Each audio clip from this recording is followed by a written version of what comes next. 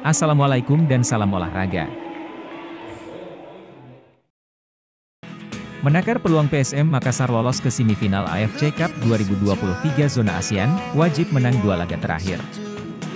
Pertandingan PSM Makassar versus Haiphong FC akan digelar di Stadion Kapten Iwayan Dipta, Gianyar, Kamis, 30 November 2023, kick-off pada pukul 20 WITA.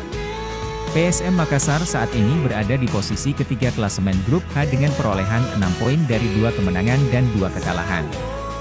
Tim Juku Eja terpaut 3 poin dari Sabah FC di peringkat pertama dan hanya kalah head-to-head dari Haiphong yang berada di posisi kedua yang juga mengemas 6 poin. Hasil itu membuat peluang PSM untuk lolos ke babak semifinal zona ASEAN cukup berat. Nasib PSM Makassar masih ditentukan dari hasil 2 pertandingan selanjutnya.